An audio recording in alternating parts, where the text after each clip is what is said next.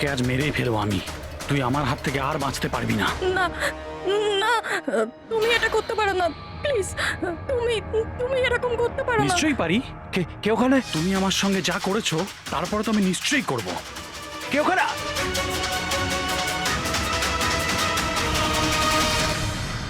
বাঁচাও, বাঁচাও, please please help, বাঁচাও। তুমি এটা করতে পারো না, প্লিজ। কেউ আছো, কেউ আছো, বাঁচাও, please please help, please please বাঁচাও। ওখানে কে আছে? প্লিজ হেল্প, হেল্প, কেউ বাঁচাও আমাকে, প্লিজ। কেউ আছো, কেউ আছো, প্লিজ বাঁচাও আমাকে, প্লিজ হেল্প, কেউ আছো? শোনো শোনো, প্লিজ, লেগে যাবে আমার। এই কি করছো? এই তোমার হাতে ওটা কি? তুই নিজের কাজ কর। এই দেবো তোকে টাকা। এই, তুমি এটা কি করছো? তোর মতো মেয়েরা না আমার কাছে ছাড়ো শুধু ওকে, টাকাই পাস। ছেড়ে দাও। বললাম না, সর এখান থেকে। গান ছাড়, গান ছাড়, লেগে যাবে বলছি। গান ছাড়, গান ছাড়।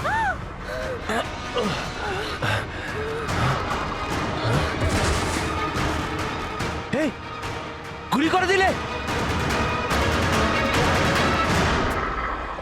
গুলি করে দিলে।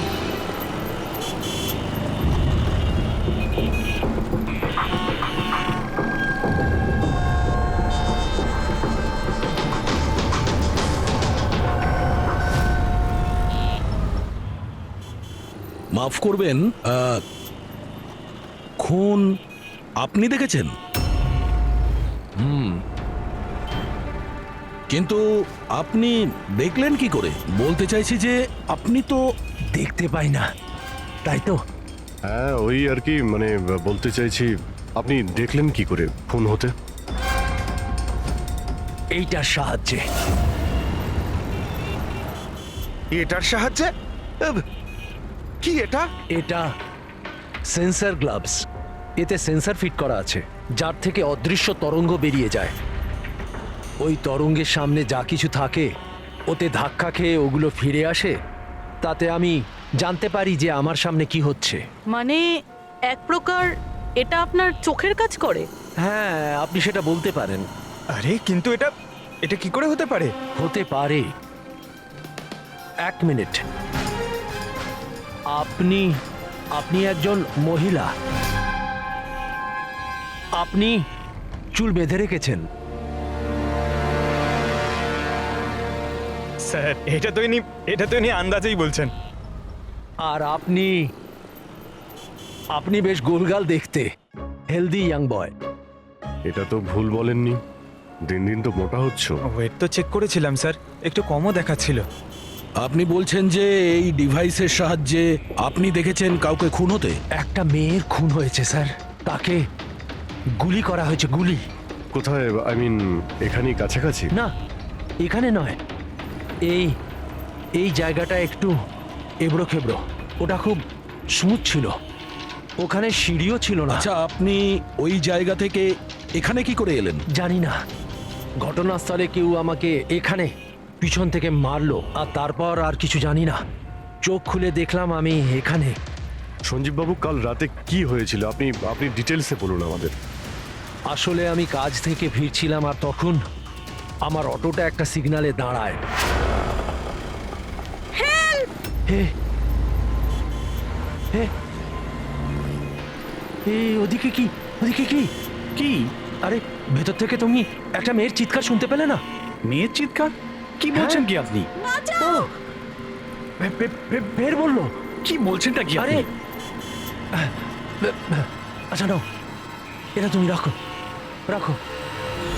ঘটনাস্থলে আমি যখন পৌঁছলাম তখন দেখলাম যে একটা ছেলে আর একটা মেয়ে ছিল।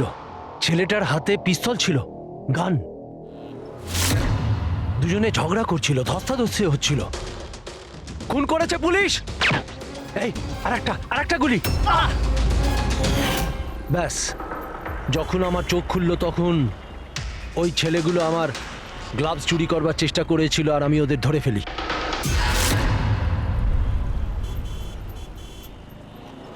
আর আপনি অজ্ঞান হয়ে যাওয়ার পরে খুনি আপনাকে এখানে নিয়ে এসছে আর এখানে ফেলে পালিয়ে গেছে? হ্যাঁ, হতে পারে। আচ্ছা ওই জায়গাটা কোথায় যেখানে মেয়েটার গুলি লেগেছিল? না স্যার, আমি জানি না। আচ্ছা আন্ধারিতে ওই অটো যে সিগন্যালে দাঁড়িয়েছিল, যেখানে আপনি মেয়েটার চিৎকার শুনেছিলেন, সেই জায়গাটা জানেন আপনি? মনে আছে? আই অ্যাম সরি, আমি এ ব্যাপারে আপনাদের হেল্প করতে পারবো না। ইটস ওকে, আপনি চিন্তা করবেন না, আমরা ওই জায়গাটার খোঁজ নিয়ে নেব। কিন্তু কি করে? ওই অটো ড্রাইভারকে জিজ্ঞাসা করব। এত বড় শহরে ওই ড্রাইভারকে আপনি কোথায় খুঁজে পাবেন স্যার? পেয়ে যাব। ওদের নেটওয়ার্ক খুবই ফাস্ট, সারা শহরে ছড়িয়ে আছে, পেয়ে যাব। ওনার নাম ঠিকানা বা অন্য কিছু জানেন আপনি? ও ও টুপি পরেছিল আর পুরনো গান শুনছিল 90-এর দশকের। আর ওর অটোতে আগুন নেভানোর যন্ত্রও লাগানো ছিল। আর হ্যাঁ, ওর কথাবার্তা দেখে মনে হচ্ছিল ও উত্তর ভারতে থাকে। হ্যালো, কি? উত্তর ভারতের লোক? পুরনো গান শোনে, আবার টুপিও পরে, আগুন নেভানোর যন্ত্রও আছে ওর অটোতে। ঠিক আছে, দেখছি।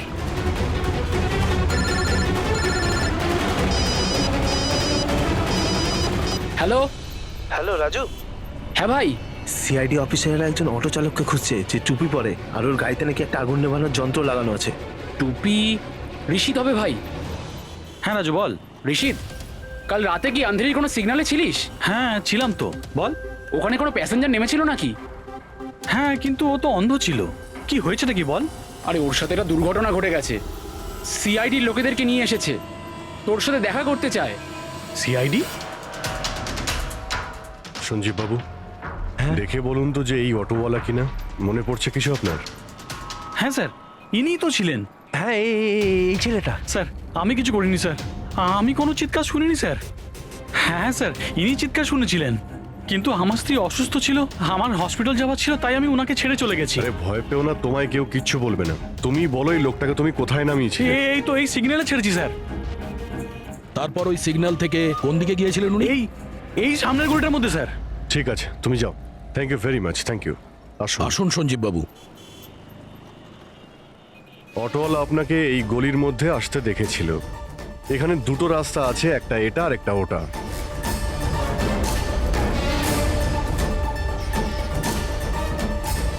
কিছু মনে পড়ছে আপনার কোথায় গিয়েছিলেন? সঞ্জীব বাবু, একটু মনে করে বলুন যে আপনি এর মধ্যে কোন গলিতে গেছিলেন?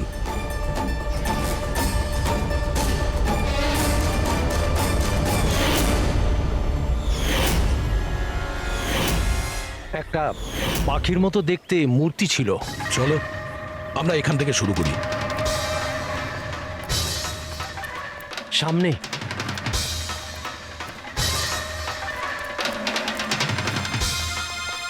স্যার এই দেখুন। সঞ্জীব বাবু, দেখুন তো এই মূর্তিটাই কিনা। হ্যাঁ হ্যাঁ, এটাই। অভিজিৎ স্যার, মূর্তি পেয়ে গেছি। এটা কি? আরে গুড। এই যে এইটাই। আচ্ছা এর পরে সঞ্জীব বাবু, এরপর মনে আছে আপনি কোথায় গিয়েছিলেন?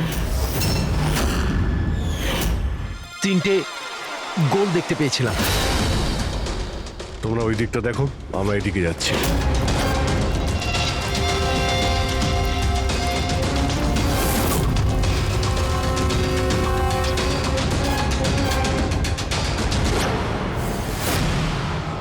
স্যার,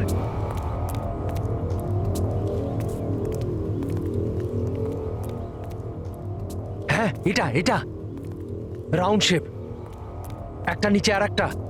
এরপর এরপর এরপর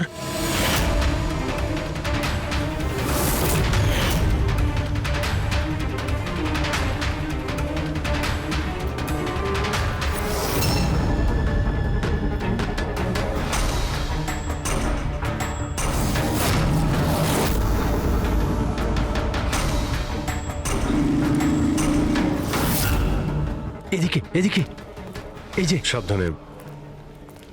আরে স্যার, ঘুরে ফিরে সেখানেই চলে এলাম যেখান থেকে শুরু করেছিলাম। আরে সেই জন্যই তো উনি চিৎকার শুনতে পেয়েছিলেন।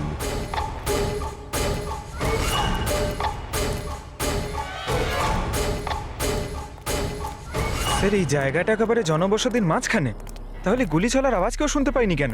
কারণ গানে সাইলেন্সার লাগানো ছিল।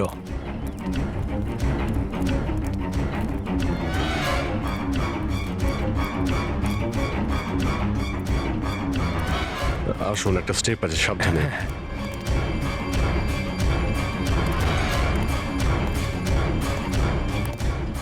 না না ঠিক আছে।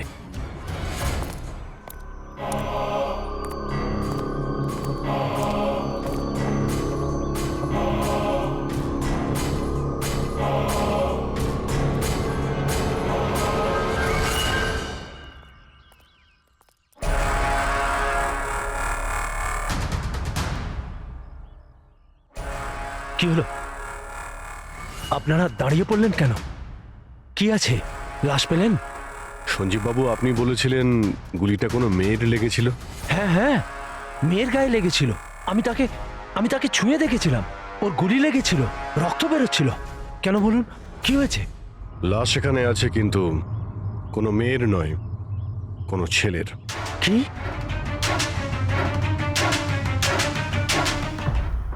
আপনি বললেন যে আপনার মাথায় পিছন থেকে কেউ মেরেছিল, তো সেটা দ্বিতীয় গুলি চলার পরে আপনার লেগেছিল নাকি সেটা চলার আগে? না না, দ্বিতীয় গুলিটার পর মেরেছে।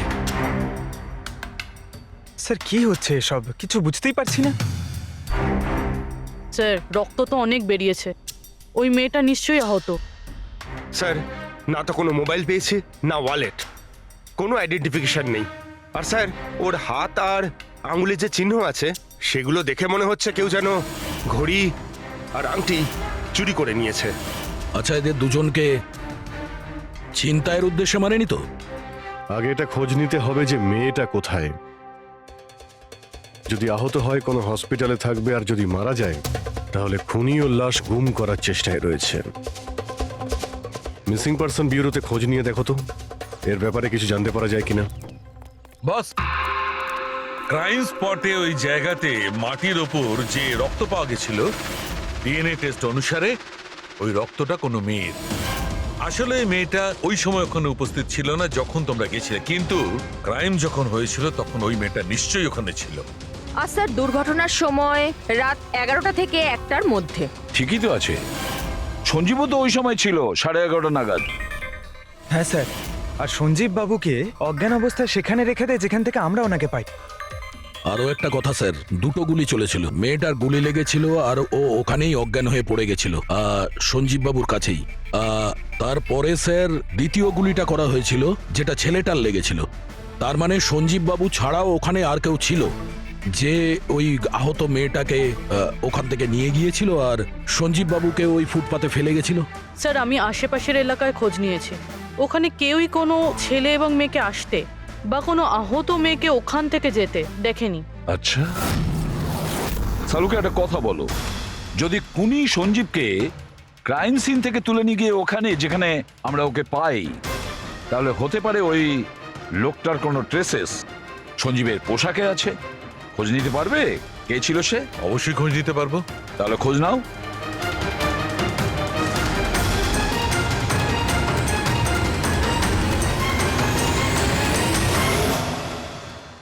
স্যার, লাশ শনাক্ত করা গেছে। ওর নাম হলো অনিকেত স্যার, আর ওর বাড়ির লোকজনও হারিয়ে যাওয়ার রিপোর্ট লিখিয়েছিলেন। অনিকেত, দেখুন আপনার ভাই অনিকেতের বডি আমরা বন্ধ কারখানায় পেয়েছিলাম। আপনারা কি বলতে পারবেন উনি কেন এখানে এসেছিলেন? আপনার ভাইয়ের খুন হয়েছে, আশা করব আপনারা আমাদের কাছে কিছুই লুকোবেন না। যদি আপনারা সত্যি না বলেন তাহলে আমরা তো খুনিকে ধরতেই পারবো না। স্যার এরকম কিছু নয় স্যার, গত কয়েকদিন ধরে খুবই অদ্ভুত বিহেভ করছিল। অদ্ভুত মানে? প্রায় বাইরে থাকতো স্যার, সারাদিন। আমরা অনেকবার জিজ্ঞাসা করার চেষ্টা করেছি, কিন্তু কিচ্ছু বলতো না। গতকাল সকালেও 11টা নাগাদ চলে গেছিল। কোথায় গেছিল কিচ্ছু বলেনি। সারা দিন ধরে স্যার ঘরে ফেরেনি। সকালে উঠে দেখি সারা রাতেও বাড়ি ফেরেনি। তারপরে গিয়ে আমি পুলিশের কাছে কমপ্লেন করি। তো সারাটা দিন ফোনে কোনো কথা হয়নি? স্যার আমি ওকে সারাদিন ধরে ফোনে কল করছিলাম, কিন্তু ফোনেই পাচ্ছিলাম না ওকে। এরকম কবে থেকে চলছিল? স্যার জানি না কবে থেকে, গত কয়েক বছর ধরে তো সিঙ্গাপুরেই ছিল। এই তো কিছু মাস আগেই ইন্ডিয়া এলো, তখন থেকেই এরকমই বিহেভ করছিল। সিঙ্গাপুরে কি কাজ করতেন ইনি? ওখানে হোটেলে জব করতো। এ বিবাহিত ছিল? না স্যার, বিবাহিত ছিল না। কোনো মেয়ের সাথে এর সম্পর্ক ছিল? কারণ মরার আগে ও কোনো মেয়ের সঙ্গে ঝগড়া করছিল। জানি না স্যার, আমরা কিছুই জানি না এর কোনো মহিলার সঙ্গে কোনো অ্যাফেয়ার বা বন্ধুত্ব আছে কিনা, কিছুই জানি না। স্যার স্যার এনাদের থেকে অনিকেতের নাম্বার নেই আর কল রেকর্ডস চেক করি স্যার। তাতে জানতে পারি যে একটাও মেয়ের নাম্বার নেই স্যার, শুধু ছেলেদের সঙ্গেই কথা বলতো, আর বেশিরভাগই ওর সঙ্গে যারা কাজ করতো তাদের। আর স্যার মৃত্যুর আগেও ও কাউকে ফোন করেনি নিজের ফোন দিয়ে। কোনো মেয়ের নাম্বার পাওয়া যাচ্ছে না, এটা তো খুব অবাক কাণ্ড। স্যার খুবই সাদাসিধে লোক ছিল, শুধু নিজের কাজ নিয়েই ব্যস্ত থাকতো। ঠিক আছে, আপনারা যেতে পারেন। যদি দরকার হয় আপনাদের ডেকে নেব। স্যার স্যার কালকে কারখানায় যাওয়ার আগে এই অনিকেত সারাদিন একই জায়গায় ছিল। কোন জায়গায়? Sir coffee shop. স্যার এর ক্রেডিট কার্ডের বিল থেকে এটা প্রমাণিত হয় যে এ সারাদিন ওই কফি শপে ওর ক্রেডিট কার্ড সোয়াইপ করেছিল। হ্যাঁ স্যার, ওর ফোনের লাস্ট লোকেশন ওই কফি শপই ছিল। কোন কফি শপ ছিল ওটা? Pillow coffee shop. যাও ওই পিলো কফি শপে আর খোঁজ না ও সারাদিন বসে কি করছিল। স্যার,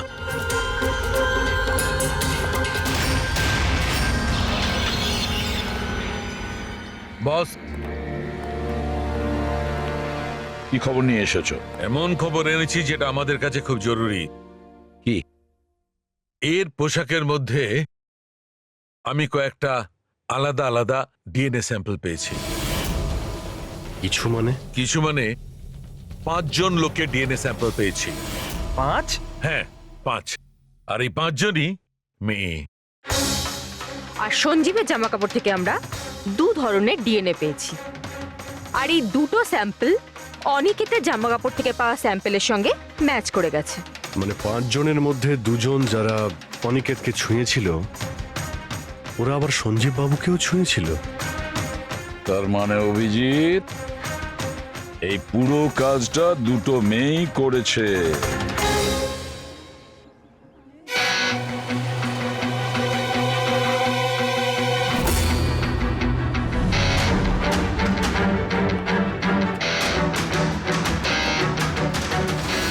আচ্ছা, এই ছবিটা দেখুন, আপনি একে চেনেন?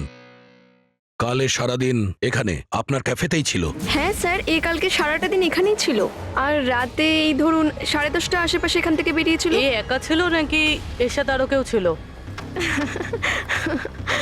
নিতু, এদিকে একটু এসো। এই ফটোটা একটু দেখো, এই কালকে এখানেই ছিল না? এনাদেরকে এটা বলো যে কালকে একা ছিল না, কারোর সাথে ছিল। ইনি তো অনিকেত। ইনি কখনো একা আসতেন না, সবসময় ভিড় নিয়ে আসতেন, মহিলা আর মেয়েদের ভিড়। আর শুধু কালই নয়, ইনি আমাদের রেগুলার কাস্টমার, প্রায়ই এখানে আসেন। আচ্ছা, ও রোজ একই মেয়ের সাথে আসতো না আলাদা আলাদা? আলাদা আলাদা আসতো স্যার, আর দিনে কম করে 3 থেকে 4 জন। খুবই পাকা খেলোয়াড় ছিলেন ইনি। একবার তো আমি ওনাকে জিজ্ঞাসাও করেছিলাম যে এতগুলো মেয়ের সাথে বন্ধুত্বটা হলো কি করে। তো উনি আমাকে বলেছিলেন যে ওনার মোবাইলে একটা অ্যাপ আছে, কোনো ডেটিং অ্যাপ, ওখানেই ওনার এই মেয়েগুলোর সাথে পরিচয়।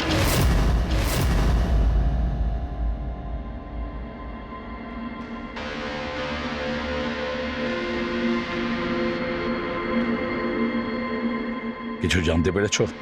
হ্যাঁ স্যার, অনিকেতের ডেটিং অ্যাপের ব্যাপারে জানা গেছে। ওই অ্যাপটার নাম ম্যাচ আপ। Match up? এটা দুজনের সাথে বিয়ে দেওয়ার কোনো অ্যাপ নয় তো? হ্যাঁ স্যার, ওই রকমই কিছু, কিন্তু অনিকেত এই অ্যাপের ভুল ব্যবহার করেছে। ও এই অ্যাপের সাহায্যে এতগুলো মেয়ের সঙ্গে কন্ট্যাক্ট করেছে স্যার, আর ওদের সঙ্গে বন্ধুত্ব করেছে। আর মনে হচ্ছে বিয়েও কাউকেই করতে চায়নি, শুধুমাত্র টাইম পাস করছিল। এই অ্যাপে শুধুমাত্র চ্যাটিংই হয়, আর কারো নাম্বার এই অ্যাপে শো করে না স্যার। স্যার, আমরা অ্যাপ ডেভেলপ কোম্পানি থেকে 4টে মেয়ের ব্যাপারে খোঁজ নিয়েছি, অনিকেত যাদের খুব টাচে ছিল। ইনফ্যাক্ট মার্ডার হওয়ার দিনও ওদের সঙ্গেও ক্যাফেতে দেখা করেছিল। পুরবি কথা বলছে। প্রথম মেয়েটা হলো মোনা। হ্যাঁ, আমি দেখা করেছিলাম ওনার সাথে কফি শপে এই 4টে নাগাদ। কফি খেয়েছিলাম আর একটু কথাও বলেছিলাম আমরা। তারপর আমাকে বেরোতে হলো, আমার কিছু আর্জেন্ট কাজ ছিল। স্যার এ বলছে যে কফি শপের পরে ও বিউটি পার্লারে গিয়েছিল আর ওখান থেকে একটা মুভির প্রিমিয়ারে। দ্বিতীয় জন হলো রূপালী। তাহলে বলো তোমার কি বক্তব্য? ও অনেক দিন ধরে আমার পিছনে পড়েছিল, খালি বলতো দেখা করো দেখা করো। ভীষণই বোরিং ছিল, আই টেল ইউ। ওর সাথে 1 কাপ কফি যে আমি কিভাবে খেয়েছি, আর কফিটা শেষ হওয়ার সাথে সাথেই আমি ওখান থেকে বেরিয়ে গেছি। ও বলেছিল স্যার ও অনিকেতের সঙ্গে 6টার সময় দেখা করেছিল, আর তারপরও ফ্যামিলি ফাংশন অ্যাটেন্ড করতে আন্ধেরি গিয়েছিল। আর তৃতীয় অঞ্জু স্যার। ওর সাথে তো সময়টা বুঝতেই পারিনি। কত ভালো ভালো কথা বলতো, আপনি জানেন আমরা সেদিন কত কথা বললাম। হঠাৎ করে ও বললো ওকে কোথাও যেতে হবে, আমরা ডিসাইড করলাম যে আমরা আবার দেখা করব, আর তারপর চলে গেল। এই মেয়েটা কফি শপ থেকে বাইরে বেরই হয়নি। এর স্টেটমেন্ট অনুযায়ী ও কফি শপেই বসেছিল কফি শপ বন্ধ হওয়া পর্যন্ত, 12টা অবধি। স্যার এদের স্টেটমেন্ট আমরা ক্রস চেক করেছি, ঠিকই বলছে। স্যার সঞ্জীববাবু বলছেন কোনো মেয়ের গুলি লেগেছিল। এদের 3 জনকে চেক করা হলো, কিন্তু কোনো আঘাতের চিহ্ন নেই। তোমরা তো 4টে মেয়ের কথা বলেছিলে, তাহলে চতুর্থ মেয়েটি গেল কোথায়? স্যার 4 নম্বর মেয়েটা হলো এরিকা। আমরা এই অ্যাপের সাহায্যে ওর সঙ্গে কন্ট্যাক্ট করার চেষ্টা করেছিলাম, কিন্তু ও কোনো রেসপন্স করেনি। তাহলে এক কাজ করো, ওই মেয়েটার সঙ্গে গিয়ে দেখা করো।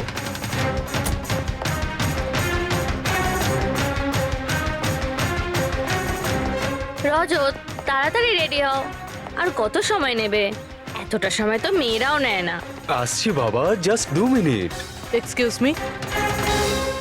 হ্যাঁ বলুন, কাকে চাই? এরিকা।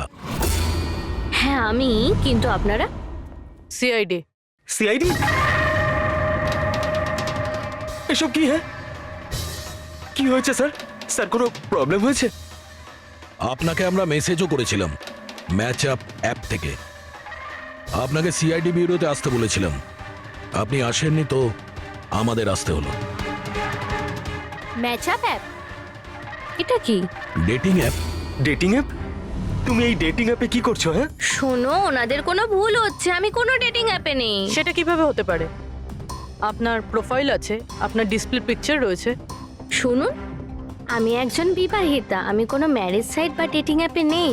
ইনি আমার হাজব্যান্ড রজত, আর আমি ওনার সাথে বিয়ে করে খুব হ্যাপি। আমার এসব করার কোনো প্রয়োজন নেই। ম্যাডাম, আপনি যদি সত্যি বলেন তাহলে এটা কি? আপনার প্রোফাইলে এই ডেটিং অ্যাপে কি করে? দেখুন, আমি সত্যি বলছি, আমি জানি না এটা কি। আমি এরকম কোনো প্রোফাইলই বানাইনি। তো আপনি এটা বলতে চাইছেন যে আপনার নামে কেউ ফেক আইডি বানিয়েছে? আচ্ছা, আপনি কোনো অনিকেত নামে কাউকে চেনেন? অনিকেত? এই লোকটা? না স্যার, আমি একে চিনি না। স্যার কি করছেন আপনারা? কেন আমাদেরকে ডেকেছেন? আমরা আপনাদের বলিনি, কিন্তু অনিকেত, যার সঙ্গে আপনারা কফি শপে দেখা করেছিলেন, ওর খুন হয়ে গেছে ওই রাতেই। কিন্তু স্যার আমরা ওকে কেন মারবো? আমরা তো ওকে ঠিকমতো চিনতামই না। ইনফ্যাক্ট এই ঘটনার কিছুদিন আগে তো ওর সাথে চ্যাট হয়েছিল আমার অ্যাপে। হ্যাঁ, আর ওই দিনই তো আমি প্রথমবার দেখা করেছিলাম ওর সাথে। আর আমার সাথে তো ওর সেরকম কোনো শত্রুতাও ছিল না। আর আমি তো ওই অ্যাপেই নেই, এমনকি আমি ওকে চিনিও না। ওই অ্যাপের প্রোফাইলে আপনার পার্সোনাল পিকচার ছিল, সেই পিকচার আপনার ফোন থেকেই নেওয়া হয়েছিল। কোনো স্ট্রেঞ্জারের কাছে আপনার ছবি কিভাবে আসবে? ম্যাম, আমি জানি না আমার ছবি কিভাবে ওর কাছে গেল। আমার ফোন কিছুদিন আগে হারিয়ে গিয়েছিল। ফোন চুরি হয়ে গেছে? কোথায়? স্যার ঠিক জানি না, মনে পড়ছে না। কোনো ব্যাপার না, আপনারা কিছুক্ষণের জন্য আমাদের সাথে কোঅপারেট করুন, আমরা জেনে যাব খুনিকে। ফ্রেডি?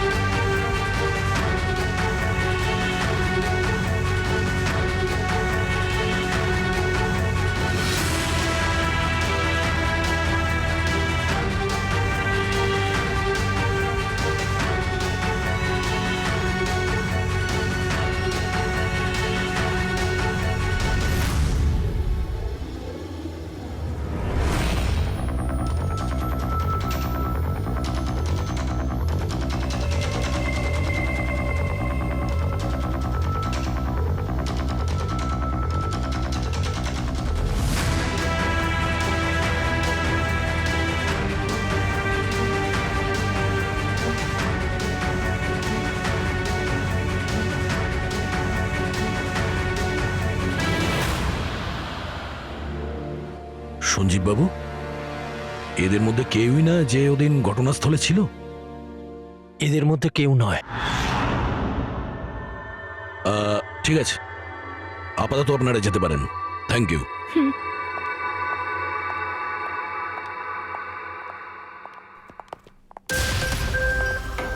না স্যার, এদের মধ্যে তো কেউ না। স্যার বাকি তিনজনের মতন ওরও কোনো চোট নেই, কিন্তু কিন্তু ওই মেয়েটার আঘাত ছিল, চলার অবস্থাই ছিল না। কিন্তু শালুকে যে আমাকে বলল ও সঞ্জীবের পোশাকে যে ডিএনএ টেস্ট করেছিল তাতে তো দুটো মহিলার ট্রেসেস পাওয়া গেছে। ঠিক আছে, কিন্তু একজন আহত হতে পারে, আরেকজন সেও তো ওই চারজনের মধ্যে একজন হতে পারে। স্যার এই চারজনের জল খাওয়ার গ্লাসগুলো ফরেন্সিকে পাঠিয়ে দিয়েছি, রিপোর্ট আসবে। স্যার হ্যাঁ স্যার ওই দুটো মেয়ের ডিএনএ এই চারজনের সঙ্গে ম্যাচ করেনি। কি ম্যাচ হচ্ছে না? তাহলে মেয়ে দুটোকে পাবো কি করে? এক মিনিট। কি হলো সঞ্জীব?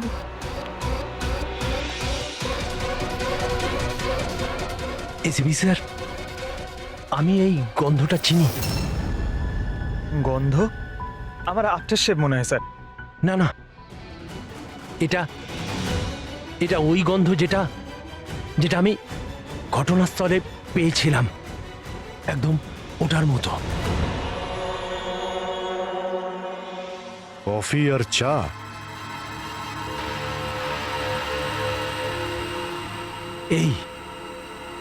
এই গন্ধটা ঘটনাস্থলে, এই গন্ধটাই ছিল।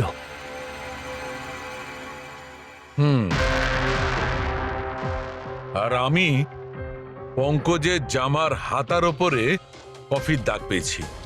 হ্যাঁ স্যার, ওই সকালে কফি বানাচ্ছিলাম না, তাই একটু পড়ে গেছিল। তার মানে ডক্টর শালুকে ওই ক্রাইম সিনে কফি আর চায়ের মিশ্রিত একটা গন্ধ ছিল। ক্রাইম সিনে না খুনির কাছে? চা আর কফির মিশ্রিত কোনো স্মেল তখনই আসে যখন সে বারবার চা আর কফি বানায়, যেমন কোনো কুক বা কেউ কফি শপে কাজ করলে, যেমন পিলো কফিতে। পুরোপুরি একটা কাজ করো, এরিকাকে জিজ্ঞেস করো যে ওর ফোন পিলো কফি শপের আশেপাশে হারিয়েছিল কিনা। স্যার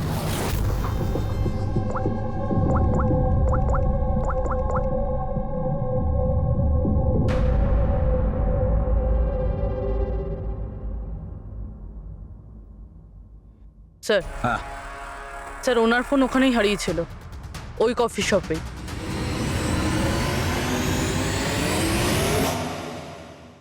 এই মেয়েটা এখানে প্রায়ই আসে না? হ্যাঁ, এনাকে দেখেছি তো এখানে। এর ফোনটা হারিয়ে গেছে, তো এর ফোনটা যখন হারিয়েছিল এখানে ডিউটিতে কে ছিল?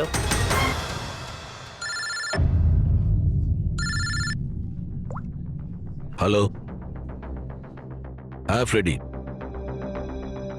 ও গুড, ঠিক আছে, আমরা এক্ষুনি ওখানে পৌঁছচ্ছি। পুরবি, স্যার ফ্রেডির ফোন ছিল, ওই হসপিটালটার খোঁজ পাওয়া গেছে যেখানে ওই আহত মেয়েটা ভর্তি আছে। স্যার ওই মহিলাই যে অনিকেতের খুন করেছিল? হ্যাঁ ওই মেয়েটা, আমাদের এক্ষুনি ওখানে যেতে হবে। স্যার আমাদের এখন বেরোতে হবে, কিন্তু যতক্ষণ অবধি জিজ্ঞাসাবাদ কমপ্লিট না হচ্ছে কেউ কফি শপ থেকে বেরোবে না।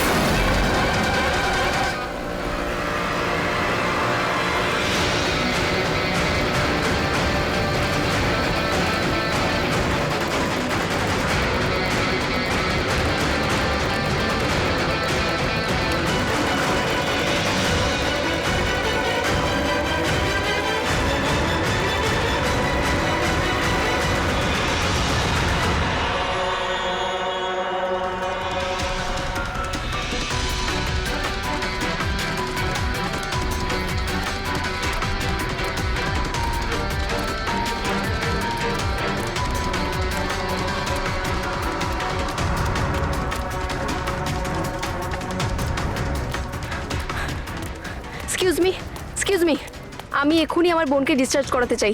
আপনি এক্ষুনি ডিসচার্জ পেপার তৈরি করুন তাড়াতাড়ি। ডিসচার্জ? কিন্তু উনি তো এখনো কোমায়। দেখুন আমার এসব জেনে কোনো কাজ নেই, আমাদের এক্ষুনি এখান থেকে বেরোতে হবে। আপনি তাড়াতাড়ি করুন প্লিজ। এভাবে কি করে ডিসচার্জ করে দিই? ওনার প্রাণের থেকেও কি এমন বেশি জরুরি? দেখুন আমার এত তর্ক করার কোনো সময় নেই, আপনি আমার সঙ্গে তর্ক করবেন না। তাড়াতাড়ি করুন প্লিজ, যেটা বললাম সেটা করুন।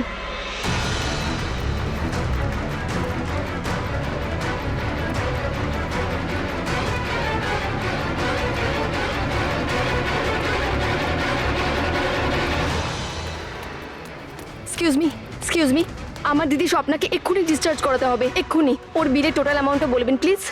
Excuse me. মনে হয় খুব তাড়া আছে তোমার।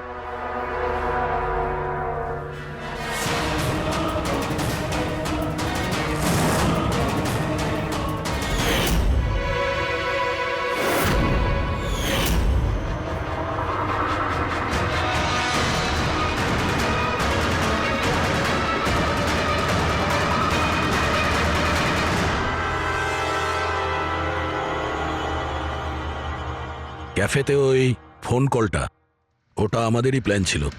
আমরা এটাই দেখতে চাইছিলাম যে ওই আহত মেয়েটার মিথ্যে খবরের জালে কে ফাঁসে। আর তুমি ফেসে গেলে। এটাও ভাবলে না যে সিআইডি তোমাকে ফলো করছে। তুমি নিজেই আমাদের এখানে নিয়ে এসেছো, আর তাই পালিয়ে কোনো লাভ নেই। সেই জন্য তোমার জন্য এটাই ভালো হবে, নিজের অপরাধ স্বীকার করে নাও।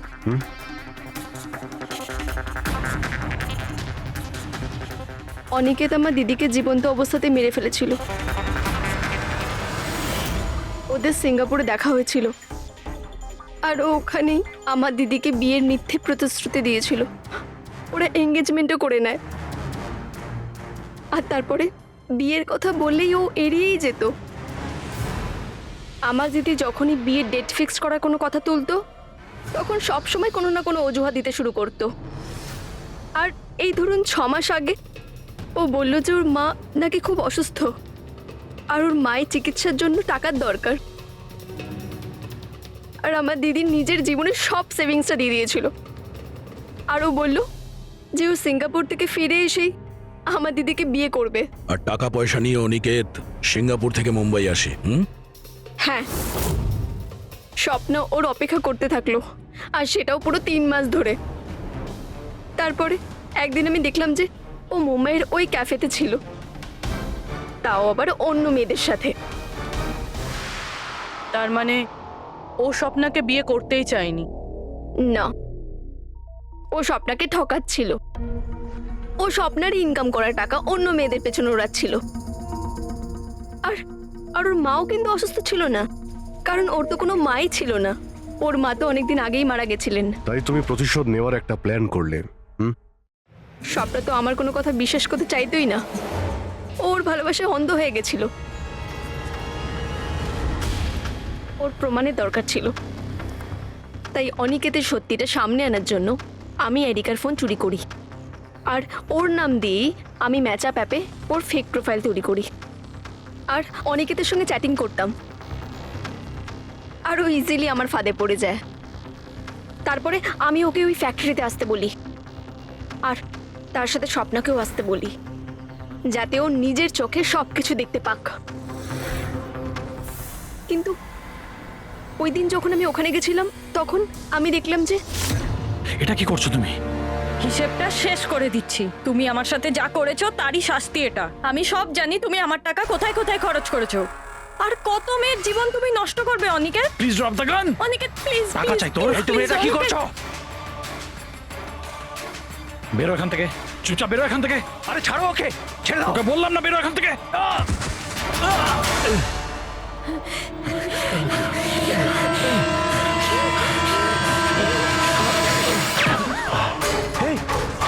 গুলি করে দিলে, গুলি করে দিল। হ্যাঁ, খুন খুন করে দিয়েছে পুলিশ। তুমি জানো অনিকেতের লাশ পর্যন্ত আমাদের ওই সঞ্জীব বাবু পৌঁছে দিয়েছিলেন।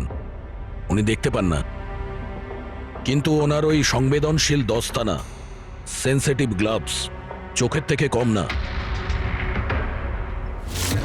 প্রতিশোধ নেওয়ার জন্য তুমি অনিকেতকে খুনই করে দিলে, কিন্তু এখন তো সারা জীবন জেলেই কাটবে।